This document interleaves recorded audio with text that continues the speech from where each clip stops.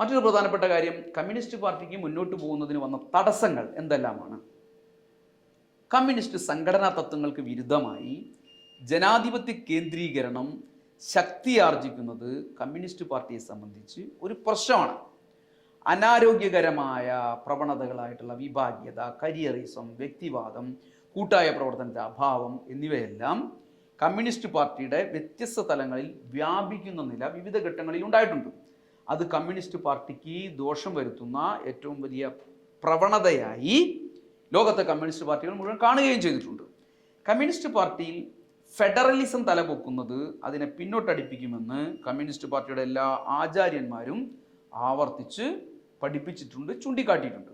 അത് അതിൻ്റെ കെട്ടുറപ്പിനെ തകർക്കും. ഉദാഹരണത്തിന്, ഇന്ത്യയെ പോലെ വ്യത്യസ്തമായ ഭാഷാടിസ്ഥാനത്തിലുള്ള ദേശീയതകളും എല്ലാം ഉള്ള ഒരു രാജ്യത്ത് കേന്ദ്രീകൃതമായ സംഘടനാ തത്വങ്ങൾ കാത്തുസൂക്ഷിക്കുക എന്നത് അങ്ങേയറ്റം വിഷമം പിടിച്ചൊരു ജോലിയാണ്.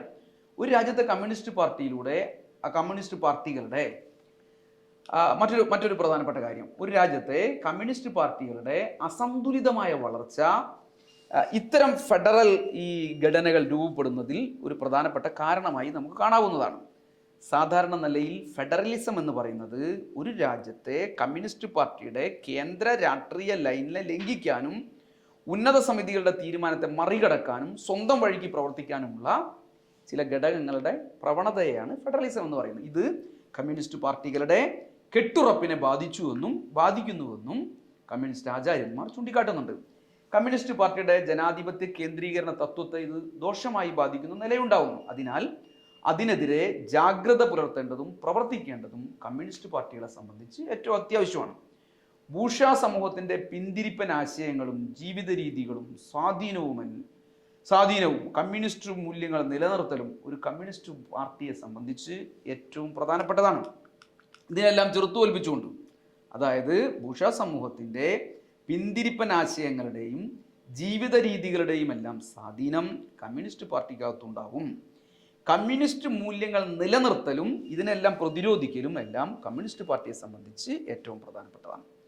കമ്മ്യൂണിസ്റ്റ് പ്രസ്ഥാനം കെട്ടിപ്പടുക്കാനുള്ള ശ്രമത്തിനിടയിൽ അസംഖ്യം സഖാക്കളും നേതാക്കളും എല്ലാം ജീവത്യാഗം ചെയ്തിട്ടുണ്ട്. എന്നാൽ ചില നേതാക്കളും കേഡർമാരും കമ്മ്യൂണിസ്റ്റ് നിലവാരത്തിനും മൂല്യത്തിനും അനുസരിച്ച് പ്രവർത്തിക്കുന്നതിലും ജീവിക്കുന്നതിലും പരാജയപ്പെടുന്നുണ്ട് എന്നുള്ളതും കമ്മ്യൂണിസ്റ്റ് പാർട്ടിയുടെ മുന്നോട്ട് പോക്കിനുള്ള ഒരു തടസ്സമാണ്. കാരണം ജനങ്ങൾ കമ്മ്യൂണിസ്റ്റ് പാർട്ടിയെ കാണുന്നത് അതിൻ്റെ കേഡർമാരിലൂടെയാണ്. ജനങ്ങൾക്ക് മുന്നിൽ പ്രദർശിപ്പിക്കപ്പെടുന്ന ആൾരൂപങ്ങളാണ് കമ്മ്യൂണിസ്റ്റ് പാർട്ടിയുടെ കേഡർമാർ.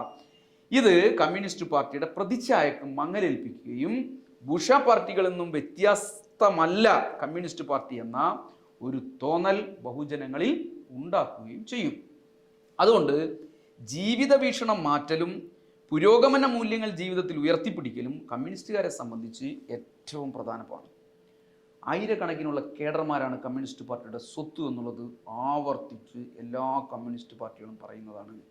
അവരുടെ നിസ്വാർത്ഥമായ പ്രവർത്തനവും ലളിത ജീവിതവും സ്വഭാവ സ്ഥൈര്യവും ജനങ്ങളുടെ പിന്തുണയാർജിക്കുന്നതിനുള്ള ഏറ്റവും പ്രധാനപ്പെട്ട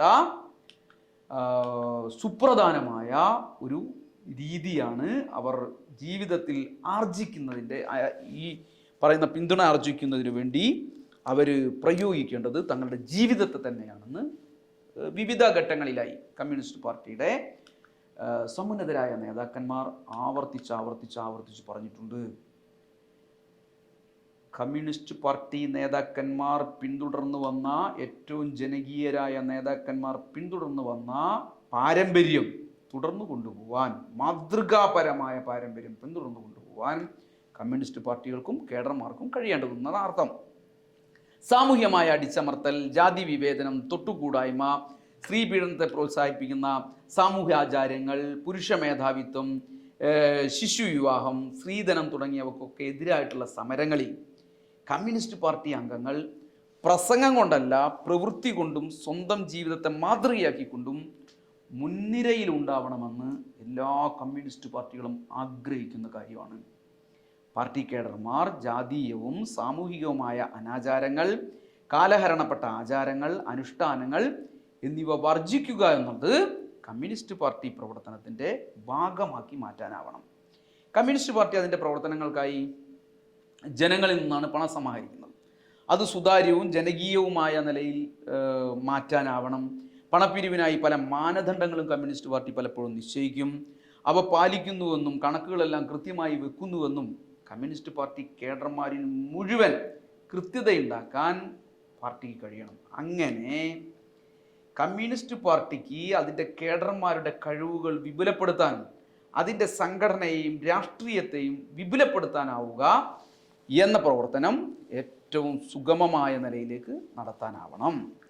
ഈ പ്രവർത്തനത്തിൽ എന്തെല്ലാമാണ് സംഘടനയെയും രാഷ്ട്രീയത്തെയും ഒക്കെ വിപുലപ്പെടുത്താൻ എന്തെല്ലാമാണ് പാർട്ടി എന്നുള്ള നിലയിലേക്കുള്ള തടസ്സങ്ങളും ചെയ്യാനാവേണ്ട കാര്യങ്ങളും എന്നുള്ളതിനെക്കുറിച്ചും സഖാവ് ലെനിനും സ്റ്റാലിനും ചൂണ്ടിക്കാട്ടുന്നുണ്ട്. ഒന്നാമതായി, വർഗസമരത്തിലും ബഹുജന സമരത്തിലും നിരന്തരമായി ഏർപ്പെടുകയാണെങ്കിൽ മാത്രമേ വർഗവിരുദ്ധ സ്വാധീനത്തെ ചെറുത്തു തോൽപ്പിക്കുന്നതിന് കമ്മ്യൂണിസ്റ്റ് പാർട്ടിക്ക് സാധിക്കുകയുള്ളൂ.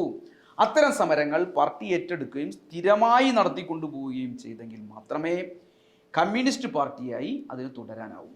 രണ്ടാമതായി, കമ്മ്യൂണിസ്റ്റ് പാർട്ടിയുടെ ഭരണഘടനയിൽ പറയും വിധം വേണം പാർട്ടി അംഗങ്ങളെ അത് ചേർത്തേണ്ടത്. അതിൻ്റെ നവീകരണവും പരിശോധനയും എല്ലാം കൃത്യമായി ഓരോ ഇടവേളകളിൽ നടക്കണം. മൂന്നാമതായി, കമ്മ്യൂണിസ്റ്റ് പാർട്ടിയുടെ അടിസ്ഥാന ഘടകമായ ജനങ്ങളുമായി നേരിട്ടിടപഴകുന്ന ഏറ്റവും പ്രധാനപ്പെട്ട ഘടകമായ അടിസ്ഥാന ഘടകങ്ങൾ സജീവമാക്കുകയും എല്ലാ അംഗങ്ങളെയും ഏതെങ്കിലും ബഹുജന സംഘടനകളിൽ പ്രവർത്തിക്കുന്നവരാണെന്ന് ഉറപ്പുവരുത്തുകയും ചെയ്യുന്ന പ്രവർത്തനം അത് നിരന്തരമായി നടത്തിക്കൊണ്ടിരിക്കണം, കമ്മ്യൂണിസ്റ്റ് പാർട്ടി നടത്തിക്കൊണ്ടിരിക്കണം. നാലാമതായി, തൊഴിലാളി വർഗത്തിൽ നിന്നും മറ്റ് അടിസ്ഥാന വിഭാഗങ്ങളിൽ നിന്നുള്ള പ്രവർത്തകരെ അത് കണ്ടെത്തണം. അവരിൽ നിന്നും കമ്മ്യൂണിസ്റ്റ് കേഡർമാരെ കണ്ടെത്തുകയും സ്ഥാനക്കയറ്റം നൽകുകയും ചെയ്യൽ നിരന്തര പ്രക്രിയയായിരിക്കണം. മുഴുവൻ സമയ പ്രവർത്തകർ കമ്മ്യൂണിസ്റ്റ് പാർട്ടിക്ക് ഏറ്റവും പ്രധാനപ്പെട്ടതാണ്. മുഴുവൻ സമയ പ്രവർത്തകരായ കേഡർമാരെ കമ്മ്യൂണിസ്റ്റ് പാർട്ടി നിശ്ചയിക്കണം. അവരുടെ കുടുംബത്തിന് ജീവിക്കാനുള്ള ഒരു മിനിമം വേതനം പാർട്ടി തന്നെ നൽകുകയും ചെയ്യുന്ന നിലയിലേക്ക് പാർട്ടി സംവിധാനങ്ങളെ മാറ്റണം. അങ്ങനെ ആയെങ്കിൽ മാത്രമേ അടിസ്ഥാന വർഗങ്ങളിൽ നിന്ന്, ഏറ്റവും താഴെയുള്ളവരിൽ നിന്ന് കേഡർമാർ മുഴുവൻ സമയ പ്രവർത്തകരായി മാറുകയുള്ളൂ. അഞ്ചാമതായി, കമ്മ്യൂണിസ്റ്റ് പാർട്ടി കമ്മിറ്റികളിൽ വിമർശനവും സ്വയം വിമർശനവും നിരന്തരമായി നടക്കണം.